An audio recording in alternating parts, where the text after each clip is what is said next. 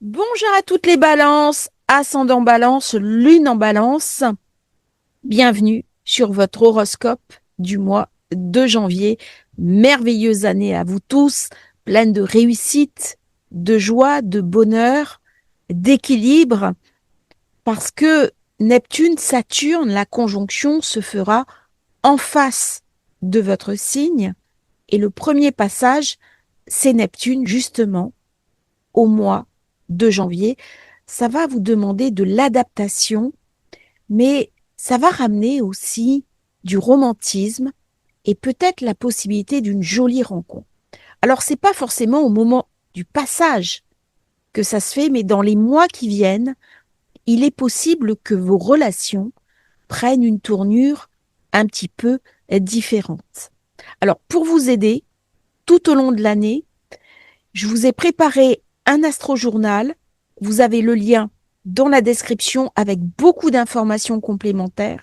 Elles arrivent au fur et à mesure et ça va vous donner un petit peu le canevas de l'année, des transits à ne pas louper. Vénus, votre planète principale, est au cœur de l'actualité. Elle va se combiner avec le Soleil. C'est même l'événement principal, mis à part cette pleine lune, le 6 janvier. Pour vous, c'est un moment de chance, d'opportunité. La pleine lune de janvier se fait avec Lune, Cyrus, Jupiter dans votre secteur 10. C'est le moment de vous autoriser à rayonner, à prendre votre place, vos ambitions. Vous avez des véritables opportunités, aussi bien dans la sphère privée, émotionnelle, la famille, la possibilité de bâtir un nouvel équilibre affectif durant le mois de janvier, que de concilier, puisque c'est l'invitation de cette opposition, ce qui est important pour moi, ce qui est fondamental, est ma carrière professionnelle. On peut avoir envie de travailler depuis chez soi, en télétravail, s'aménager une zone bureau, changer son ordinateur, se mettre sur les réseaux sociaux. Bref, il y a une nouvelle dynamique qui se met en place, d'autant que si Vénus, c'est le premier Casimi, nous avons 4 Casimi durant le mois de janvier, avec Mars, avec Pluton, avec Mercure. Donc vous voyez comment la conscience qui commence par Vénus, l'amour, la conciliation, la diplomatie, va éclairer le chemin. Et pour vous, c'est très bien placé. On est dans le signe du Capricorne. On va parler un petit peu de Pluton. Pluton qui est minuscule, qui a même été rétrogradé, planète naine, mais qui est très influent au niveau de la sphère humaine parce qu'il exerce une pression constante. Il est dans votre secteur 5. Alors lorsque Vénus, Soleil, Mars arrivent ensemble, on a envie d'une rencontre. Vénus et Mars sont faits l'un pour l'autre. Et le Soleil ramène la possibilité d'une concrétisation. Peut-être une rencontre qui ne va pas se faire tout de suite. Et Pluton, dans la zone 5, ramène l'intensité, la passion.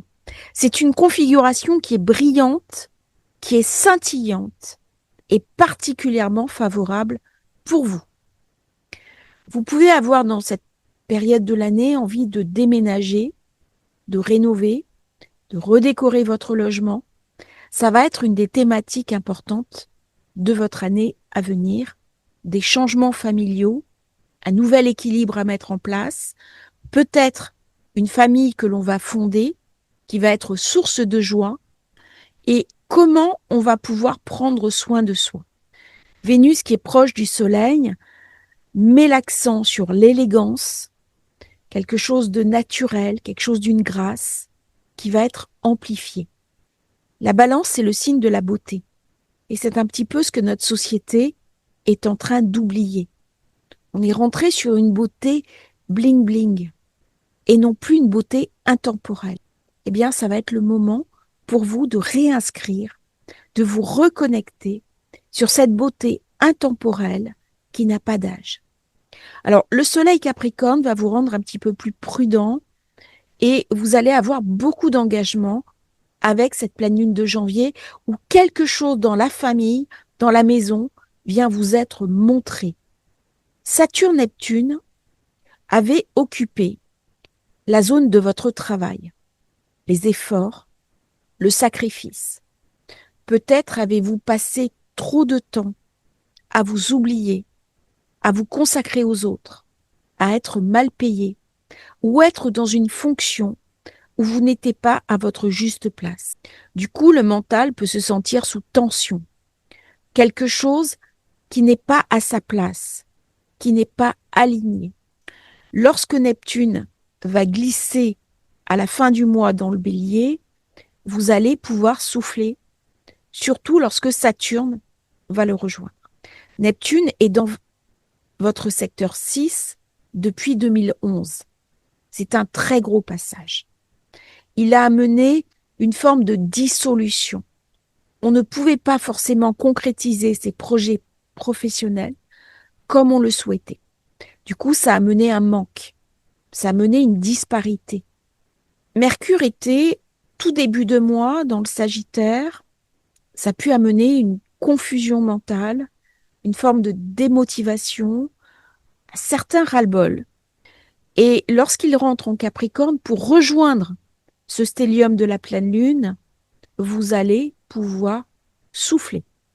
Beaucoup plus de structure, beaucoup plus de pragmatisme et le besoin de concrétiser quelque chose d'un renouveau. C'est vraiment une période idéale pour prendre des bonnes décisions.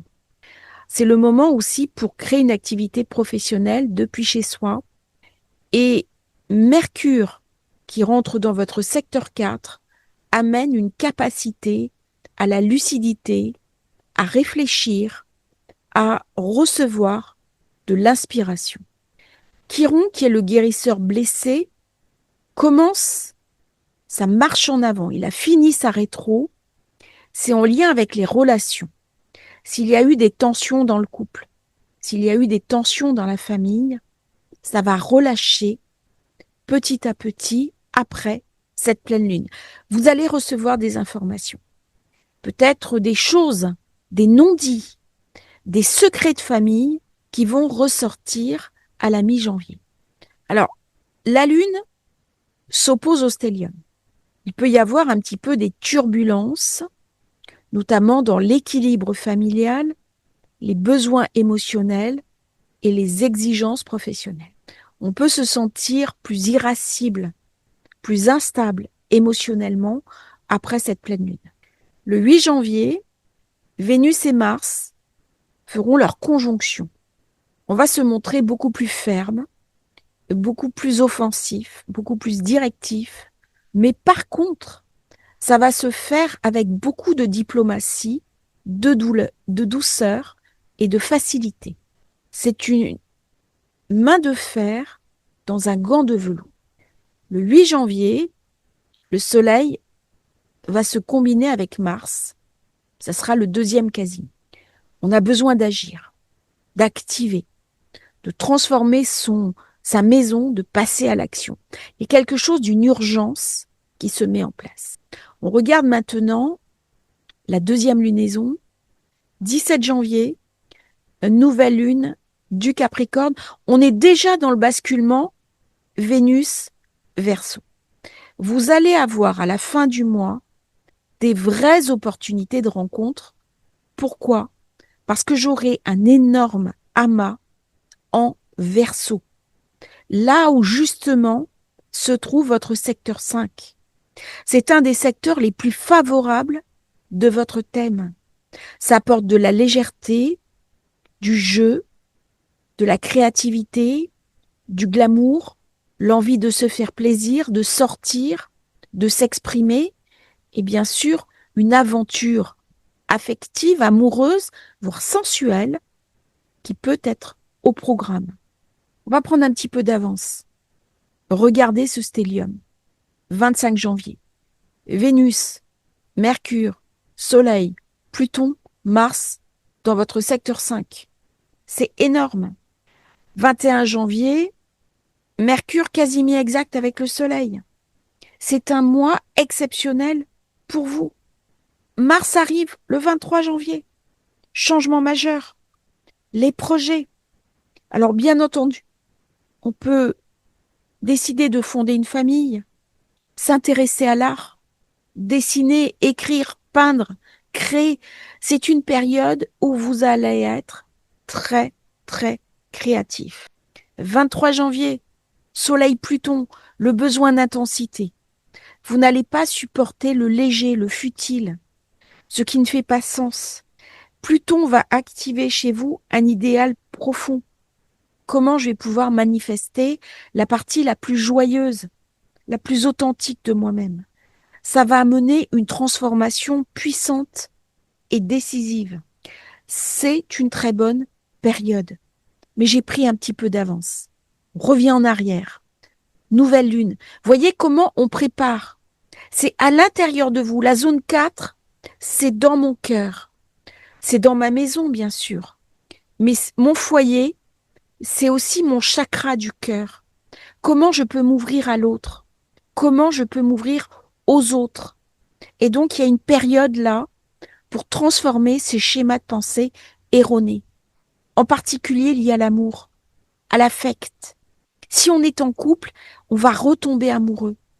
Si par contre, on n'a plus rien à se dire, eh bien, on va avoir envie d'aller chercher ailleurs. Alors, bien sûr, dans cette partie de l'année, il peut y avoir des coups de canif dans le contrat parce qu'on a des tentations. On va s'ouvrir à l'inconnu qui passe. Et ce sont des belles périodes de la vie parce qu'on accepte justement cette énergie qui nous raconte que nous sommes vivants. Alors par contre, j'aurai une opposition. Alors elle est faible hein, par rapport à Jupiter. Ça me demande une transformation. La présence de Pluton, c'est le pivot. La planète la plus légère du stellium, c'est Mercure. Donc si on couple les deux, Pluton-Mercure, c'est l'intelligence qui m'ouvre la porte d'une transformation profonde. Alors votre mental, dans cette période, peut se sentir sous tension, surtout si vous avez quelqu'un de votre entourage qui ne prend pas sa part de responsabilité.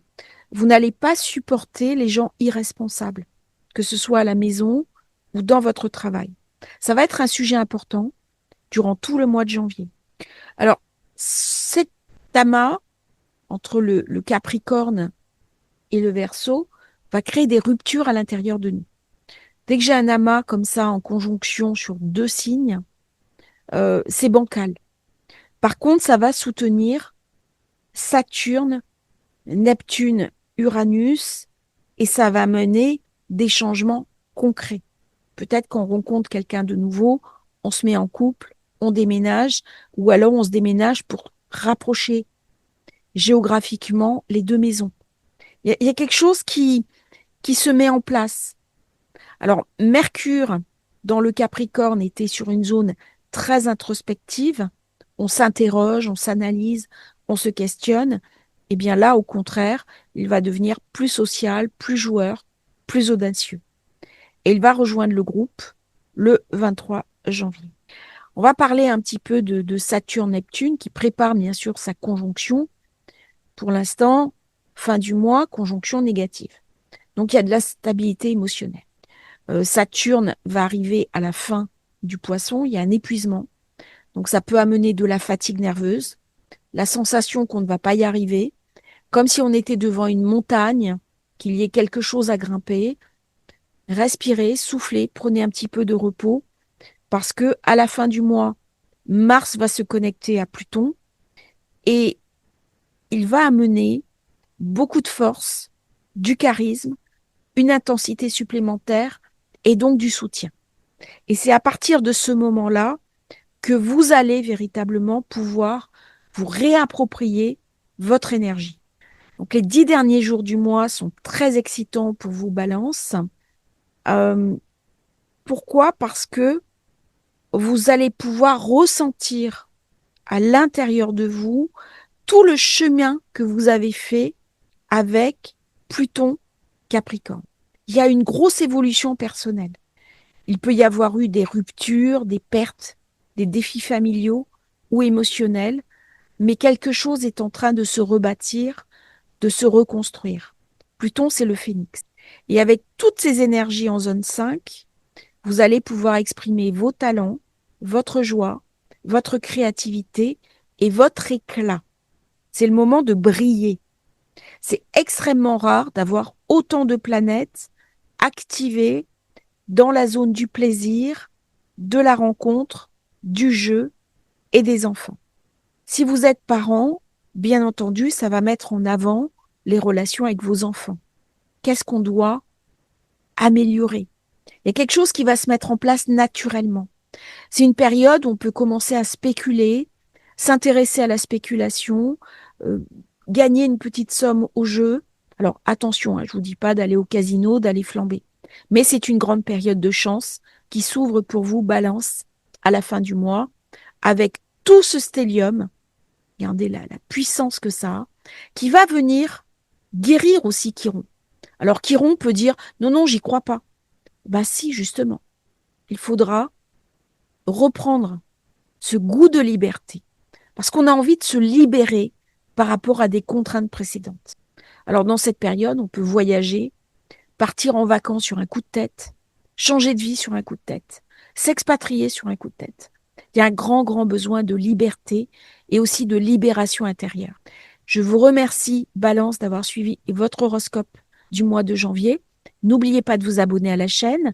Et si vous voulez rejoindre l'Astro-Journal, le programme, vous avez le lien dans la description. À bientôt pour un nouveau partage sur Astrologie Facile. Merci à tous, merveilleuse année.